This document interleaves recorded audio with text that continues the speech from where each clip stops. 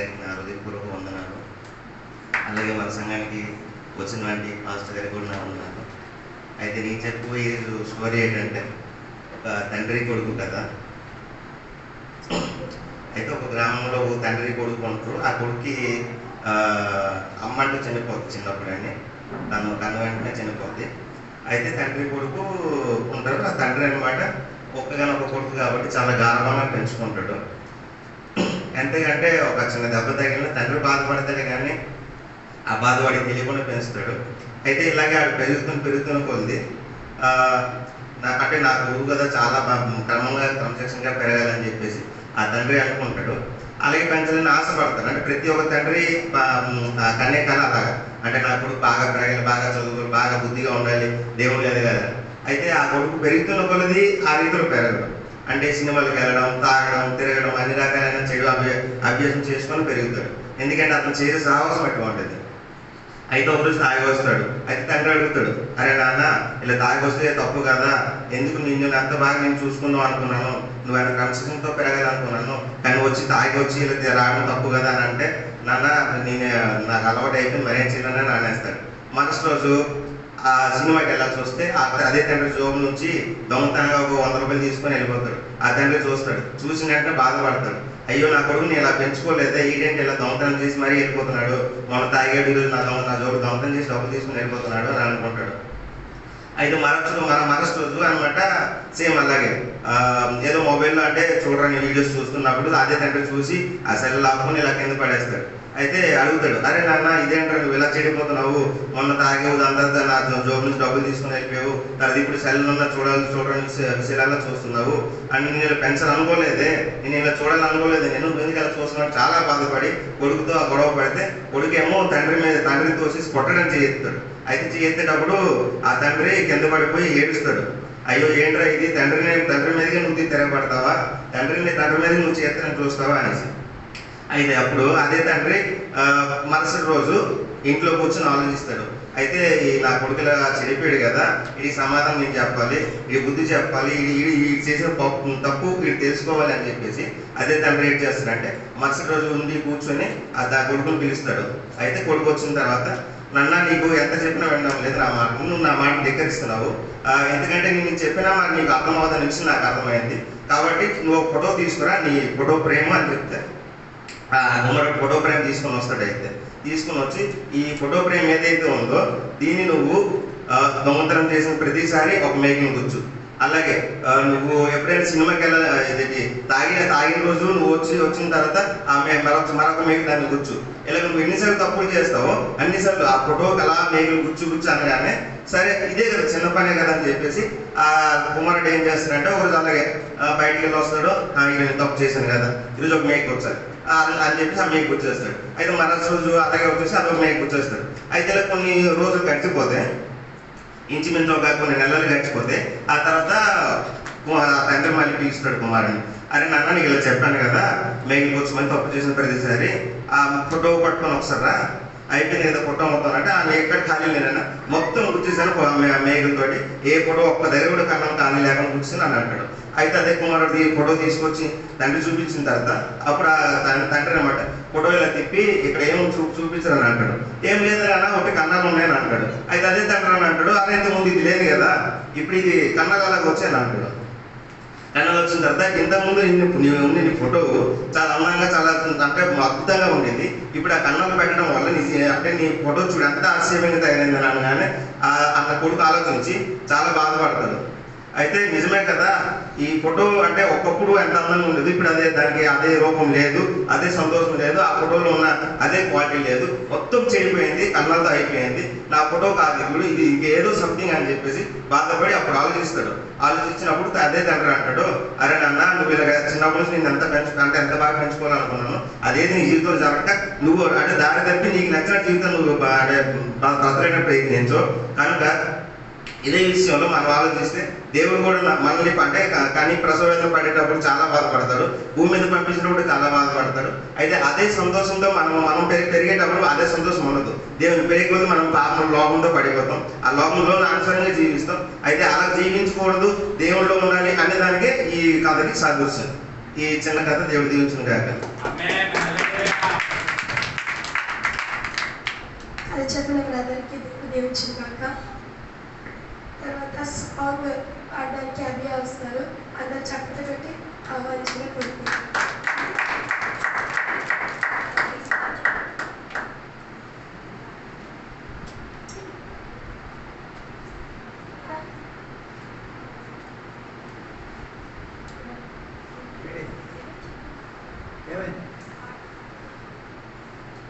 తరపున అందరికి వెళ్ళి పాడండి. మీరు స్టార్ట్ చేయండి.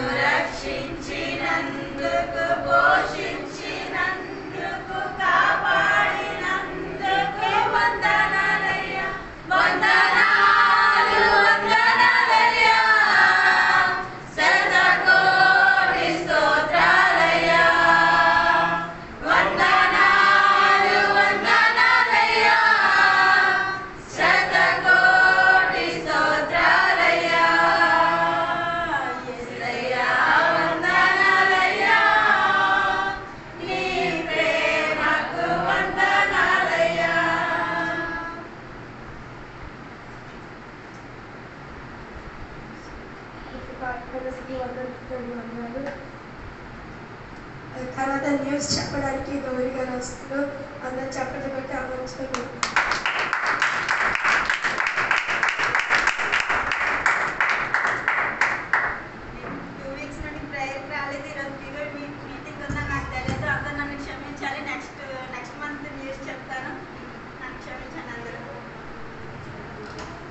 ఓకే, నెక్స్ట్ ప్రోగ్రామ్కి వెళ్దాం. బైబిల్ క్విజ్ చేయడానికి ఫస్ట్ అజిత్ జోన్ గారు వస్తారు. అందరు చెప్పండి బట్టి అట్లా మంచి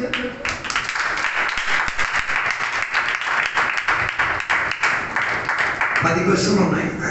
ఆన్సర్ తెలిస్తే 2 చేతులు ఎత్తాలి. ఆన్సర్ తెలిస్తే, తెలియకపోతే నోరు మూసుకుని ఉండండి. ठीक है, प्रश्न पचारि यदि उत्तर जाने दुईटा हाथ टेको मु चॉइस करी నేను ఒక చాయిస్ చేస్తాను మళ్ళీ ఆన్సర్ చెప్పాలి. Okay right easy simple. Okay right. ప్రథమ క్వశ్చన్, ప్రేరిత పుస్తకం కే లిఖిలే అపోస్తల క్రియ ఎవరు రాశారు? నేనేం చెప్పాను?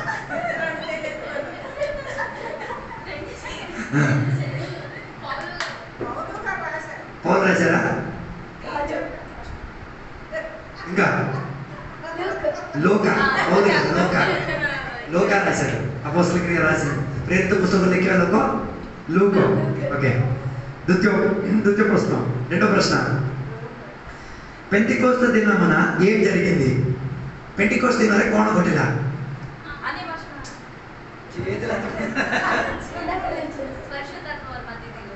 నేను చేతులు ఎత్తమన్నా, నేను ఆన్సర్ చెప్పమని చెప్పలే. 2 చేతులు. పరిశుద్ధాత్మ వారి మధ్యలోకి దిగి వచ్చింది, అందరూ ఆత్మతో పూర్ణులయ్యారు. రైట్. ठीक है. మూడో క్వశ్చన్, నేను అన్ని అపోస్తల క్రియల నుంచి అడిగేది. తృతీయ క్వశ్చన్, పెంటికోస్తు దినోత్సవం పోరే కెత్త జన బాప్తిసితో హెలే. పెంటికోస్తు దినం అయిపోయిన తర్వాత ఎందరూ నీళ్ళలో మునిగి బాప్తిసం తీసుకున్నారు? ఇద్దరే, చెప్పండి. 3000. Right right. నెక్స్ట్ चतुर्थ क्वेश्चन, इस्करियोत यूदा बोधले केवल शिष्य को सेमने सले पंचिनेले इस्करियोत यूदा వెళ్ళిపోయిన తర్వాత ఏ శిష్యుని వాళ్ళు ఎంచుకున్నారు? 7 సార్లు నువ్వన్నీ డల్ అయిపోయావు. బాను ఆన్సర్ నై. ప్రశ్న అర్థమైందా? ఇస్కరియోత్ యూదా శిష్యుడిగా ఉండేవారు కదా, 12 శిష్యుల్లో. ఆయన పోయిన తర్వాత ఆయనకు బదులుగా ఎవరిని తీసుకొచ్చారు? ఇస్కరియోత్ యూదా ద్వారా బదులే కాకు శిష్య కోరి పరమేశ్వర అనిలే నబడి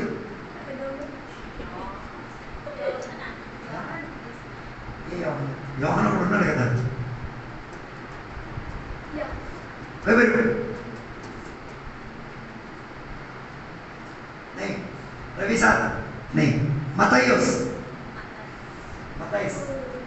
మత్తయ్యని తీసుకొచ్చారు, రైట్?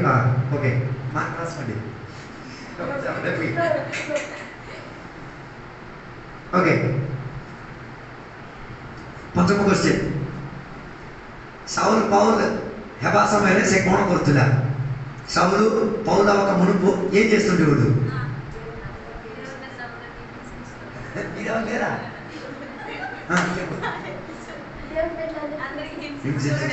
ओके राइट ईश्वर कर मंडली को से ताड़ना होता नंबर 6 जिसको साउलो भेटी साला पोरे से केम स्थान को गले యేసుక్రీస్తు వారిని పౌలు సౌలు కలిసిన తర్వాత ఏ చోటుకు ఆయన వెళ్ళాడు నేను చెప్పింది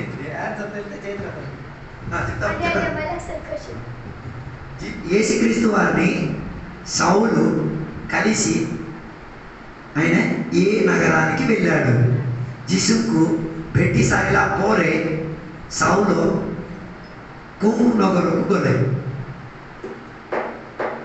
ఎక్కడికి వెళ్ళాడు లేదు దమస్కస్ దమస్కస్ ఓకే 4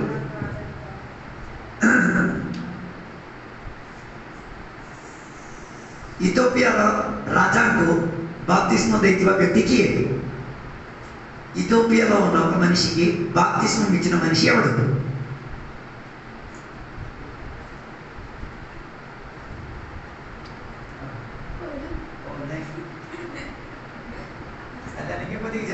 ఇథియోపియాలో ఉన్న నపుంసకుడిని బాప్తిస్మం ఇచ్చిన వాడు ఎవడు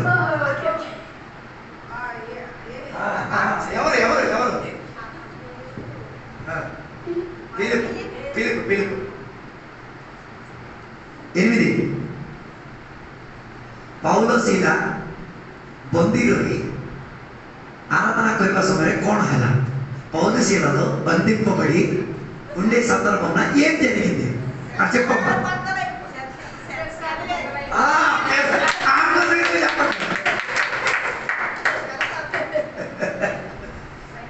తొమ్మిదో క్వశ్చన్ మొదటిగా క్రీస్తు కోసం హతసాక్షి అయిన వాడు ఎవడు ପ୍ରଥମେ ଥରକେ ଯୀଶୁଙ୍କ ପାଇଁ ହତ ସାକ୍ଷ୍ୟ ଭାବରେ ମୃତ୍ୟୁବରଣ କରିବା ପ୍ରଥମ ବ୍ୟକ୍ତି ପ୍ରେରିତ ପୁସ୍ତକରେ କିଏ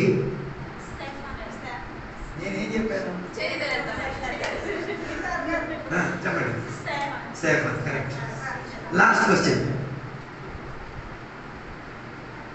పౌలు ఓడలో ప్రయాణం అయినప్పుడు తన ఓడ బద్దలై ఒక చెక్కతో ఏ ఊరికి వెళ్ళాడు ପ୍ରେରିତ ପାଉଲ ସମୁଦ୍ରରେ ଯାତ୍ରା କରି ଯିବା ସମୟରେ ସମୁଦ୍ରର ସେ ତରଙ୍ଗ ମାଧ୍ୟମ ଦ୍ୱାରା ତାଙ୍କର ଡଙ୍ଗା ଭାଙ୍ଗି ଯାଇ ଗୋଟେ କାଠ ଫଟା ଧରି କୋଉ ଜାଗାରେ ଆସି ପହଞ୍ଚିଲେ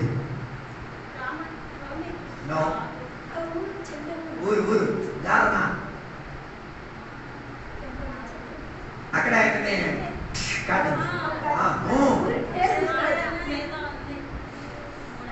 పేరు పేరు చాంద్రి బోలో బోలో ఇక్కడ మేకప్ పెట్టాలని చెప్పకూడదు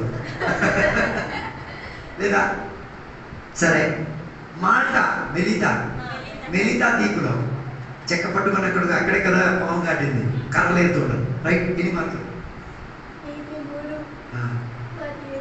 సంఘానికి 7 మార్కులు నాకు 3 మార్కులు ఓకే ఈ క్విజ్ ద్వారా దేవుడు మీ అందరూ దీవించును కాక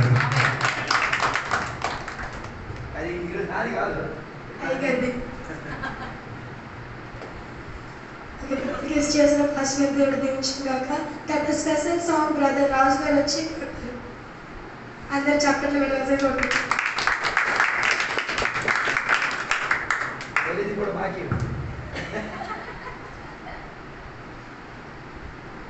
హల్లెలూయా ప్రైజ్ లార్డ్ అందరికీ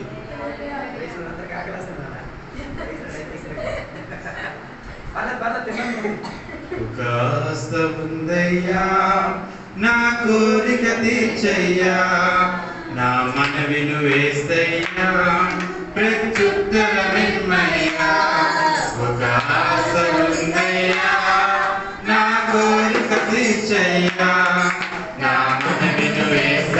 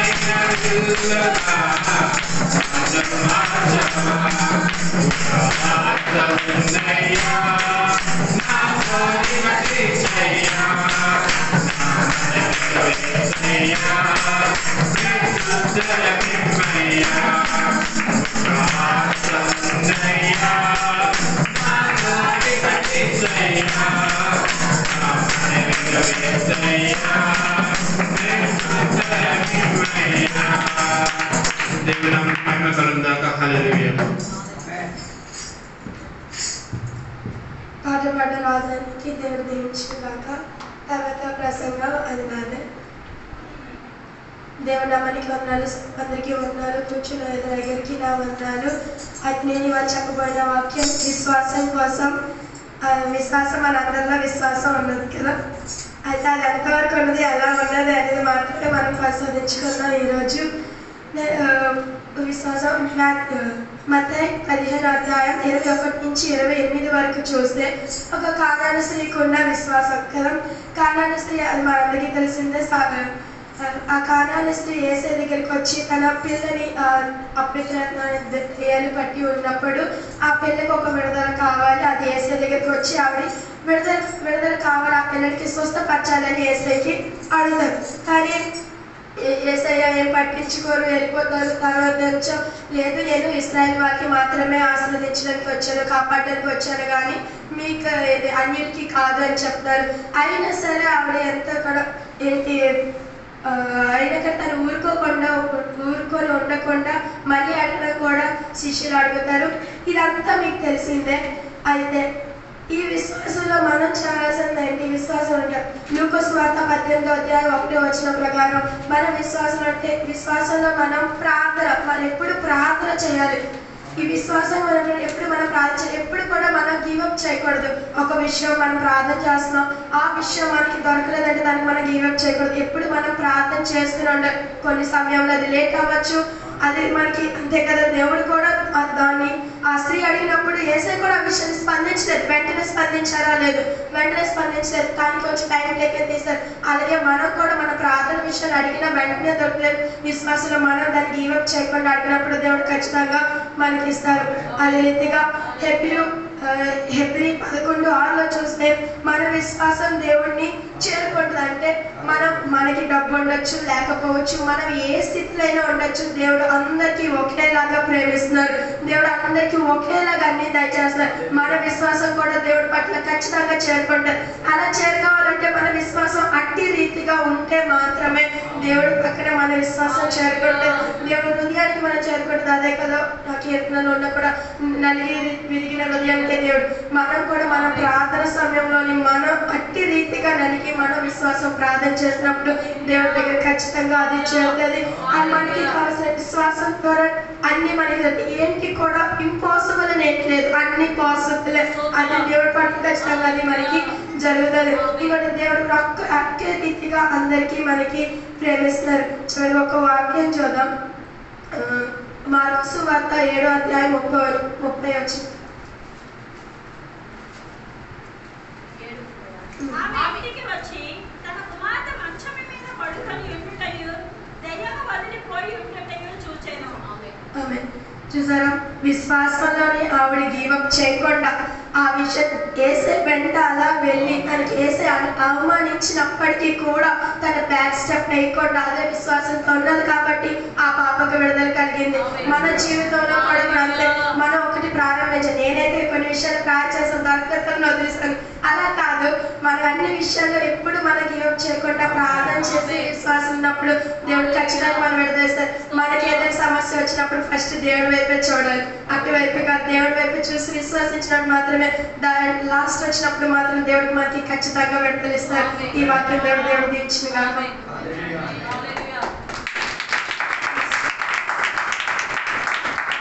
నెక్స్ట్ ప్రోగ్రామ్కి వెళ్దాం. 5 యాగాల పేర్లు సిస్టర్ అక్క గారు చెప్తారు. అందరూ చెప్పడం కొట్టుగా ఆహ్వానించుకుంటారు.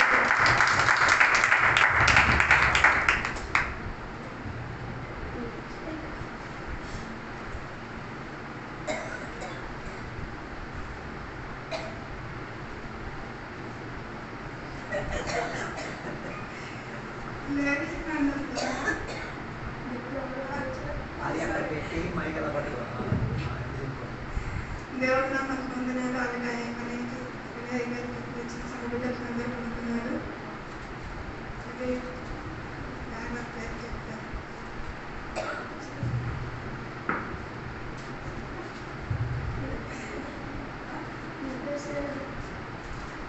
నిర్దోషమైన బలి, లేవ్యకాండం 1:3, లేవ్యకాండం 2:1,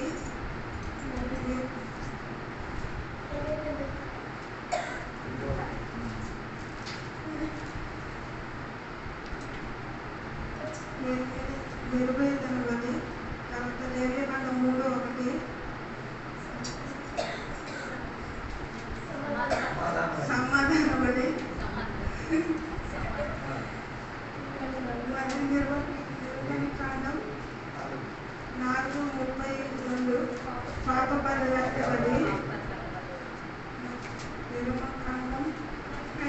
8 అపహారత పనులది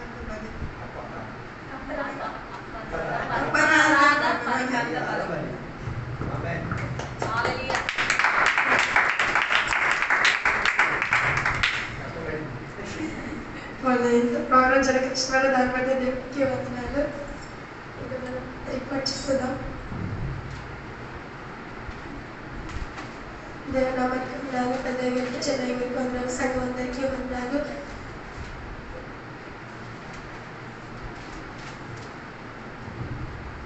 ఇరవై 28వ తారీఖున 9వ నెల 2025 PM మీటింగ్ జరిపించడానికి దేవుడు సహాయం చేశారు. దాన్ని బట్టి దేవునికి స్తోత్రం.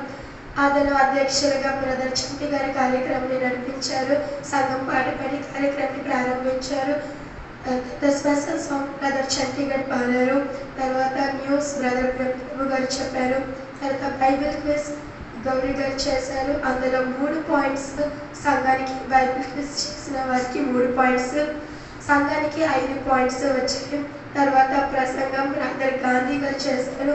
తర్వాత సాంగ్ రిఫరెన్స్ సిస్టర్ గారు చేశారు. మరి యాక్షన్ సాంగ్ బ్రదర్ లాజర్ చేశారు. చివరిగా సిస్టర్ దేవి గారు స్పెషల్ ప్రోగ్రామ్ చేశారు. చివరిగా ఫస్ట్ సిఎం జనయ్య గారు ఆశీర్వాదం చేసి కార్యక్రమాన్ని ముగించారు. ఆ దినంలో మీటింగ్లో పాల్గొన్న ప్రజలు 30 మంది. మరి ఆ దినం వచ్చిన కానుకలు 200 రూపాయలు. ఈ బిల్ని పాస్ చేయొచ్చా? ఈ బిల్ పాస్ చేయొచ్చా?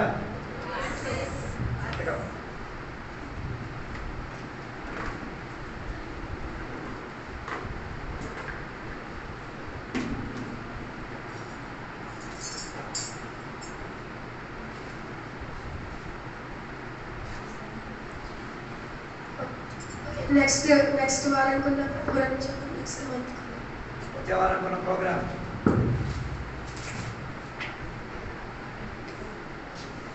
వారం లేని వాళ్ళందరూ రాసి story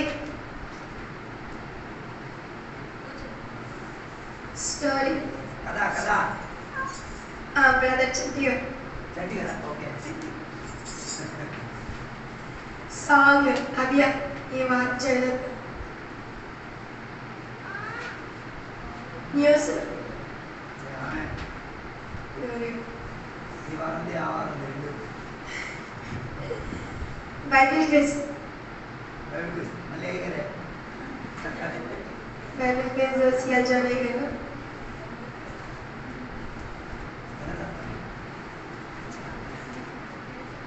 special song S sister Chandini.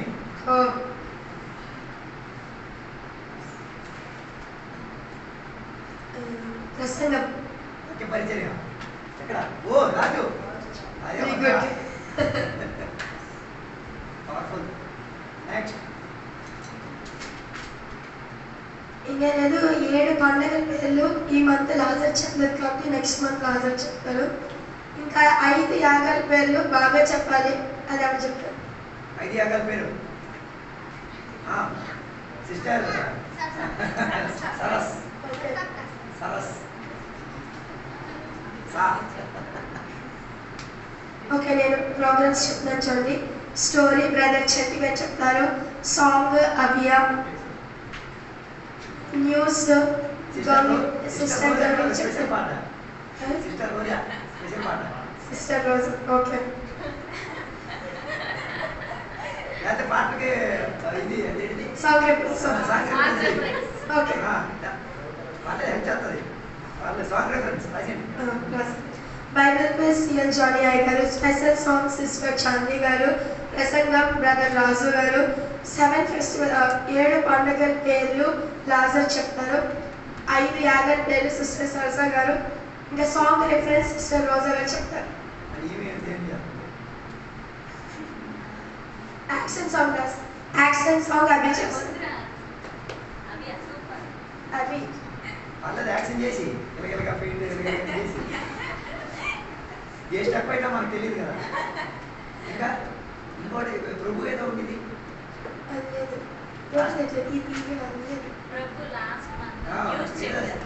Programme ఏదో ఉంటుంది.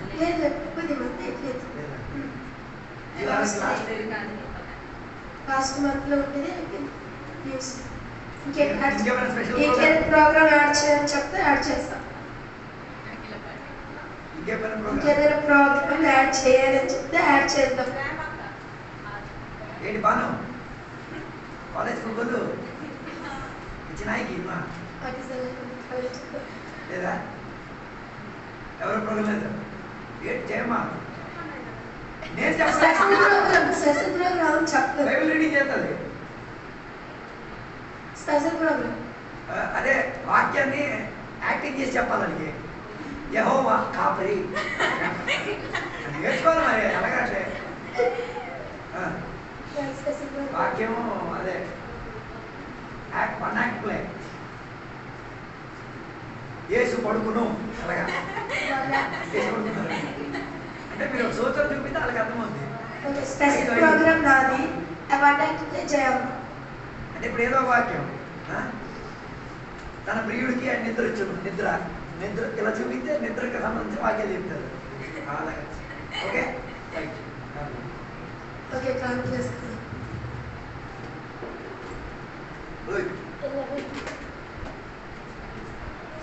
రెండు చేత పట్టుకో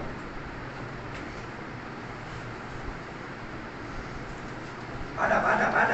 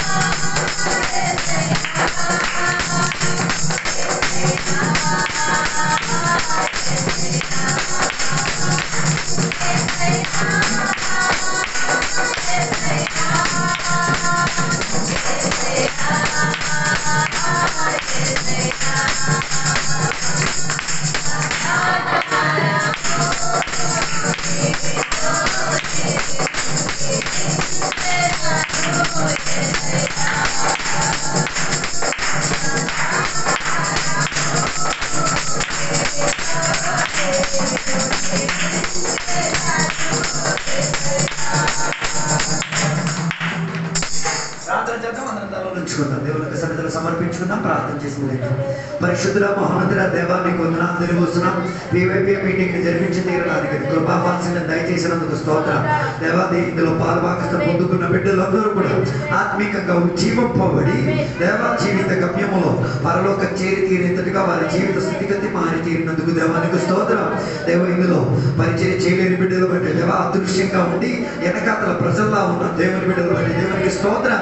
వారి హృదయం లోపల ఉప్పొంగుచున్న నీరు ప్రవహించుచున్నందుకు స్తోత్రం. రాబోయే రోజుల్లో ఇంకా తీవ్రతతో దేవుని కోసం పనిచేసి ప్రయాసపడి ముందుకు కొనసాగి తీరేంతటికి దేవ సహాయం దయచేయండి. దేవ దీవెనలతో నింపినందుకు దేవానికి స్తోత్రం. వచ్చిన బిడ్డలందరినీ కూడా దీవించినందుకు రాలేని బిడ్డలు అందరినీ దీవించి ఆశీర్వదించండి. ఇప్పుడు మేమందరం కూడా మా ఇళ్ళలోకి మా కుటుంబంలోకి మా సొంత పనుల్లోకి తిరిగి వెళ్తున్నాం. నీ కృపలో మేము అనుకుంటున్నాం. నీ వాక్యాన్ని మేము బిగించి పట్టుకు తిరుగుతున్నాం. దీవెనలతో నింపినందుకు దేవానికి స్తోత్రం. సహాయపరచినందుకు దేవానికి స్తోత్రం. యేసు నామమున అడిగి వేడుకున్నాం పరమ తండ్రి. తండ్రి యొక్క కుమారుడు పరిశుద్ధాత్మక సహవాసం ఇప్పుడు వెళ్ళప్పుడు ఇక్కడికి వచ్చిన సద్భక్తులతో దేవాన్ని రెండు రాకడ వరకు తోడేమును గాక. యేసు రక్తమే జయం, యేసుకి వాక్యమే జయం, యేసుకి నామమే సంపూర్ణ విజయం కలుగును గాక. గడి శబ్దంతో 3 సార్లు హల్లెలూయా చెప్తామా? హల్లెలూయా హల్లెలూయా హల్లెలూయా. దేవుడు మన ప్రార్థనల కింద దేవునికి స్తోత్రం చెప్దాం. దేవుడు మనందరికీ లోక సాంప్రదాయం విడిపోయిన స్తోత్రం చెప్దాం. కుటుంబ పద్ధతుల నుంచి దేవుడు విడిపోయిన స్తోత్రం చెప్దాం. లోకంలో ఉన్న సిద్ధాంతాలు విడిచి మమ్మల్ని నడిపిన స్తోత్రం చెప్దాం. అప్పులన్నీ తీరినందుకు స్తోత్రం చెప్దాం. ఆరోగ్యాలన్నీ పొందుకున్నందుకు స్తోత్రం చెప్దాం. సంఘ బిడ్డలందరూ క్షేమకరంగా నిలబడి స్తోత్రం చెప్దాం. మారానాథా యేసయ్యా త్వరగా రమ్ము. ఆమేన్. దేవుడు అందరిని దీవించును గాక. మీ అందరూ